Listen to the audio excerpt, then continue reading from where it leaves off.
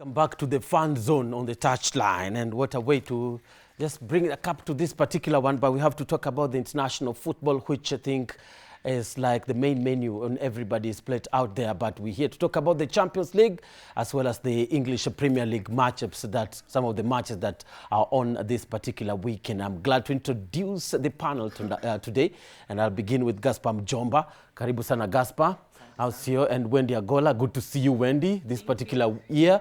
And Barry Silla makes a return on the fan zone. Asante sana, Barry, Wendy, and Gaspar. Karibuni sana. Thank you. Yeah, everything has, but I'll begin just by asking how each one's week has been, how the new year has begun, and I think this is the first fan zone that we're having this year, so really excited for this year, really. And for Gaspar, nafasi hii labda kwako wewe imekuwa nzuri, sio? Nafasi imekuwa fiti since January. Of course, to me and my team, yeah, we have performed. Like this should be your team, right? Like people you work with, right? Yes. Which team? Arsenal, the big team. The flag is here. Yeah. Okay. So we have. Watu Manchester leo mna bahati. Mwaka ikianza niliambia watu adui ni Manchester, uchawi na umaskini. Yeah, vitu ni tatu. Kila kitu kimekuwa sawa, sio? Kila kitu kimekuwa sawa, tumequalify, tunangoja waje. Yes, nice one. Wendy? Nimekuwa na wiki poa, very good year so far, and I hope we are going to win Champions League for the first time. And even the league. Yes. Barry, it's been beautiful, right? Yeah, good, good year so far.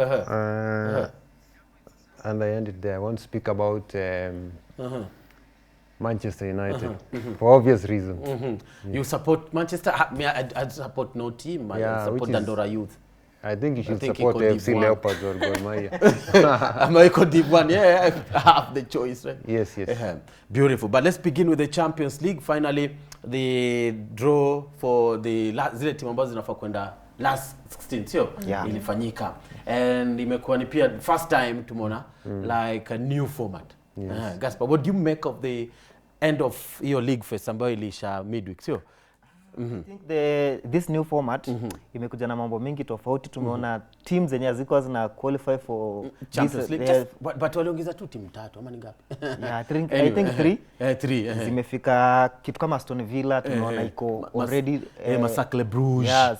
Yes, no. So and we have seen the big giants struggle, like sure. Real Madrid, Manchester City wana qualify ile bahati. So we are hoping maybe we're going to have a new champion of this Champions League. Yeah, sure. That's what we're looking at. The new format. We can be surprised by Aston Villa, or Arsenal can be the giant. What are your chances? After Champions League this season, I think I'm happy with the structure.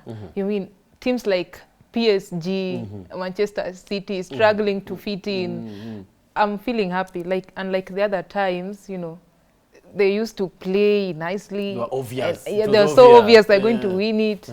And now, I think the England teams have a high chance of winning it. But do you think that the smaller teams that Gaspar has talked about zilipata hiyo chance? Did you think that they really wamechukua hiyo chance with their grab your chance, opportunity? Yes.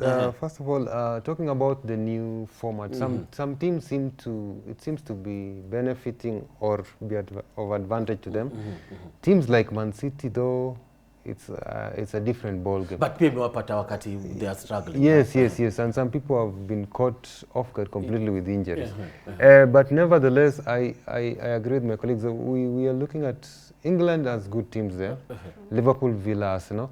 But I want a new person that has unheard of winning the Champions League. Go all the way and win. Yes. So, so let's get into the crux of the matter here. It's all about the pairings, right? And this particular new format meant that the number 1 to 8, they went automatically to the last 8, right? And then the teams that finished 9th to 24th, they seeded, right? The 9 to 16 were seeded, and then 17 to 24 zilikuwa unseeded. So the unseeded met the seeded, and that's what the draw. That's why the draw it happened jana. So the top 8, they had nothing to do what happened. They said this includes Arsenal, and now the matchups to yesterday's draw. Some of the obvious matchups, of course, Manchester City against Madrid.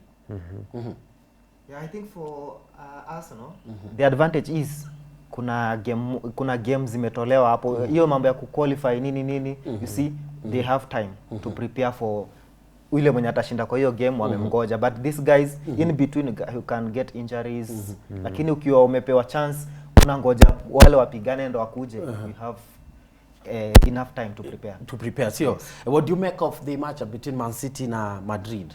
I think that is kitu common. I think they have played, I think, four times in the last 6 years, yes. And we have seen it is 50-50, but for now I think Real Madrid will go with it. Manchester City hawana bahati. Okay, almost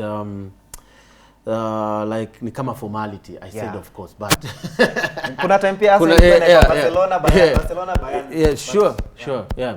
So for Manchester City, I think pia ni the two sides pia ziko strained, ki squad. So it will be like we never know where it goes, but mid season transfer season inaisha Monday. Yeah. So they of course Manchester City made a couple of signings already. So that's all to get ready for that. But also Arsenal could be getting who? Inter Milan, right? In the last 8. You fancy Arsenal's chances, right? This could be their season. Unafikiria nini ambayo itafanyika tofauti na season zingine za Champions League? Okay, as for this season, as I said, yes. The high chances that these England teams might win this Champions League. About playing again, is it Inter Milan? If Inter wins their round, this particular playoff. Yeah, but Inter is so unpredictable. They might beat us, we might beat them. So hapa ni mambo na 50-50. Barry, for you, this particular matchups, what caught your eye? Benfica Monaco looks like a good Monaco, they had a good run, finished among and also Sporting Dortmund. So we are looking at what we call we expect a lot of tumbling, or what we call upsets. I think there'll be upset somewhere in the middle. And for me, I want to see a season like that one for Bayer Leverkusen and Atalanta. You know, the way they went all the way to the Europa Cup final. I want to see two unique teams just to change the landscape of football a bit. But as it is, England looks to be carrying the day. Yes, of course, the first leg will be played on 11th of February, if I'm not wrong, so on Tuesday. That's like midweek, mid this month, 11. So that's when the first leg of the round of 16 matches will be played, and they'll meet the other 8. So, I mean, the big boys will trample over the emerging stars? I think experience will count for something. What will count, Gaspar? I think, as Barry has said, experience. As for Madrid, Madrid might tumble in La Liga, but in Champions League, that is their league. Yeah, sure. I mean, and ama niaje? If new format ilifa kutoa hiyo dhana, sio? These teams hao wadogo nye hawajai win might. Msione Real Madrid wamekuwa na experience at Champions League, so they will win it. No, I don't. That's like what we are saying here. It's all football. You never know who will triumph on this particular day. Yeah. But quickly, maybe just a quick rundown on who is facing who in the playoffs. Brest facing PSG just in the round of 16, then Sporting against Dortmund, Juventus against PSV, and in the playoff there. And of course, we've talked about here is Manchester City against Real Madrid, which will be on Tuesday, so that will be a cracker. And then Cercle Bruges, which a club that has also featured a number of Kenyans like Tosh, played for this particular club, and they'll be against Atalanta. Atalanta, they are really on fire, especially if nobody has come for their star. Also the reigning, the Lookman, the reigning Africa player of the year. So, then Celtic against Bayern, the Scottish champions against Bayern, a 5-time winners. Bayern really tumeona pia season wamekuwa struggle, sio dropping points hapa na pale. So I pray Celtic to beat Bayern. I mean, Bayern will give us headache huko mbele. They might recover. It's possible, sio? Yeah, it is possible. It is possible. Just because you avoid meeting them? Because you see, our Bayern kama walisumbuliwa sana na Aston Villa. Sure, they beat them actually. I think for Celtic it will be much headache for them. Nice one. Then Monaco against Benfica. Monaco wamekuwa a good run in the Benfica also doing well in at the home. Sporting League. Then Feyenoord against Milan, and that's a good that's how it ends. Of course, the first one on 12th, 11th, 12th, alafu yengine 18th, 19th, the second legs. The Champions League, the new format, of course, taking shape. And really, at first, when it came out, it looked like chess. Now, very few could understand. But now, I think traveling through it, it's making sense. Let's talk about the English Premier League. Can we begin with the transfers before we get into the fixtures? The transfers, really, key names. Rashford, where should he go? Gaspar? I think Rashford could have gone for... He hasn't left yet, and he hasn't packed a Monday. Where should he go? Left, but I think he should. Where? It is Where? the right time. Madrid want him, Aston Villa want him. Where should he go? I think Barcelona can fit Rashford. Yeah, Barcelona and Aston Villa want him. Yes, I think Barcelona will fit him because the gameplay of Rafinha there, those guys, they have exactly. Do you think he'll upstage Akina Rafinha, Lewandowski and Lamine Yamal? With the aging of Lewandowski, I think Rashford will be an upgrade. Yeah. Or they can have a sub in him. Yes. For you feel the same? Where should he go? Where should Rashford go? In my humble opinion, Rashford should stay in England, but go to Villa. Get more playing time and hopefully make the cut for Europa for England. If he goes to Spain, my worry is he'll take time to settle.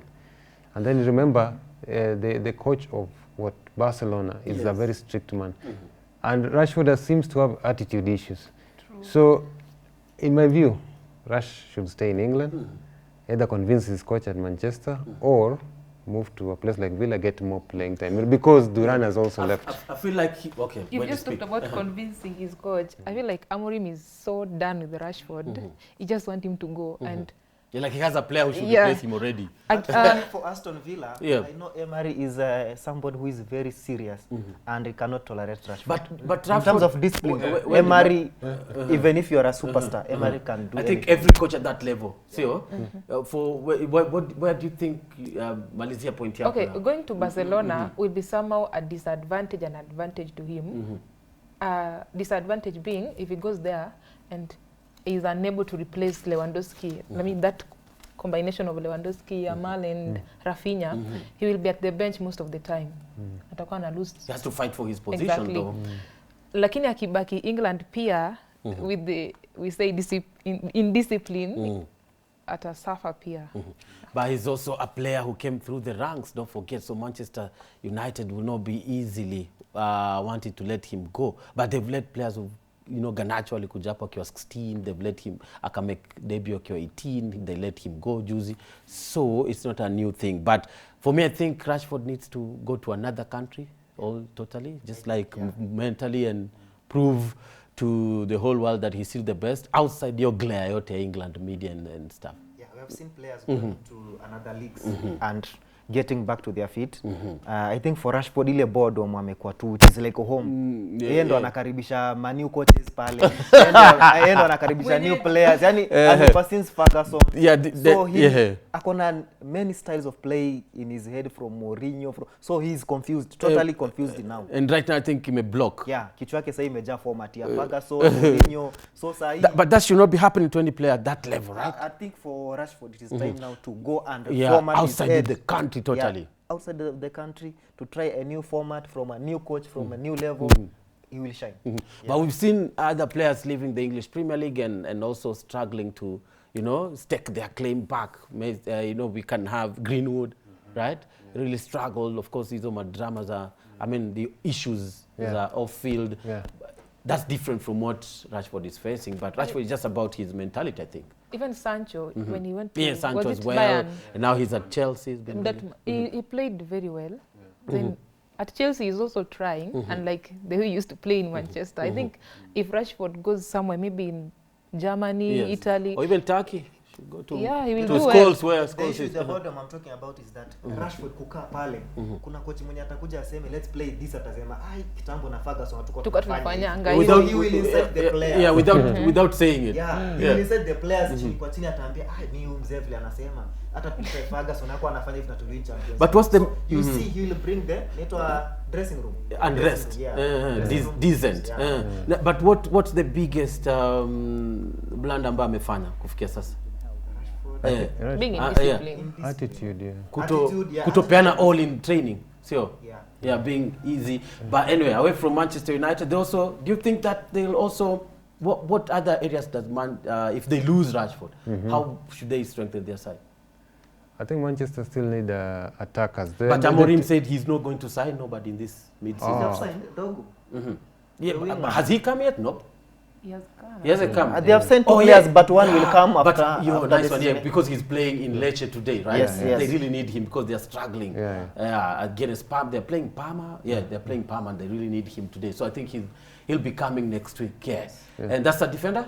No, he's a forward. Right wing back. Right wing back. Yes, he can play that role, the whole of that wing. Yeah. Yeah. And so that, and also Garnacho left.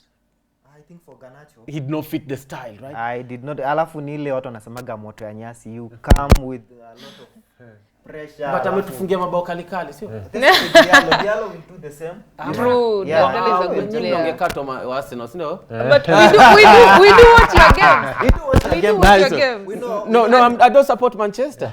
You do watch their games. We do watch their games. Their games. The problem with Manchester, they don't have the fighting spirit as a team. So the young man akikuja, Rashford alikuja hivyo akajipata anapigana peke yake akachoka akatupa mikono. Bruno Fernandes came the same way. Casemiro came, tried. Lukaku came and tried. Rashford akajaribu, Garnacho amejaribu, Diallo ndio anakuja, watamwangalia hivyo, jamaa atakuja ta. People don't track back and all that. I remember even at one game, I think it must have been against Chelsea, Casemiro, went to Garnacho and told him, man, this is your position. Na kujaje kumakia hapa kwa position yako, track back, and it's also unusual to see such incidents at such a level. I think Manchester is a good coach who is forward thinking. Maybe he needs time. But also he needs the right kind of players with the right mentality. Yes. We have Hojberg and Zaxi. I think we have not gotten the best out of them. Yes. If we give them until next season, then we'll do better. For now, we'll still struggle. Remember, in the middle of the park, we have aging people. Casemiro, they still insist Casemiro. But and do you think that the format that Amorim is playing is suitable to a number of players that he's found there? Because he uses 2 number 10s, plays with the wing backs, but you see, that's been a struggle. Now, if you want to test the mark of a good coach, is to make sure your player adapts to your style. So he'll stick to his plan and his formation and his philosophy. So maybe in the next calendar, he'll say, it's not working with this kind of players. Give me money to get the players I need. But what I know with these top level coaches, they want their style and to suit what they want. Yes. So these players have to adapt. Yes. Yeah. Away from Old Trafford, Arsenal need a striker so badly. Oli Watkins, not yet. Yeah, okay. Arsenal need a striker, but the problem is FFP rules. So they have the FIFA fair play rules. That is the only thing that is. How about them? Yeah, for now Arsenal need to sell players to buy player. And it's the same thing if Rashford goes to Barcelona, sure? Yeah. Yeah, you have to. If he goes to Barcelona, then Barcelona have to offload one. Sure. And now for Arsenal, away from the rules, but they need a striker. We pray Watkins. What kind of a number 9? Actually, for now, we are tracking for Benjamin Sesko. We are tracking for this sporting guy, Victor Gyökeres, and Oli Watkins. Of course, Oli Watkins has, for a number of times, I've heard him saying that it is his dream to play for Arsenal. But the problem is the money. 60 million? 60 million. But you know, Arsenal wameuza nani? Okay, Arsenal wanapena 40, sio 40 million. But wameuza Nketiah for 30. So they're saying their star man is just 10 million above. Mtu wameuza. Wameongeza tu 10. Okay, uwezi, but ona. Like just kidogo tu. So, I mean, if the striker doesn't come, but surely they must get before the Monday deadline. Sorry, I don't think Villa will allow Watkins to leave. Now that Duran has gone, left, there's no way they're going to allow it. Yeah, so the Arsenal must think of plan B maybe.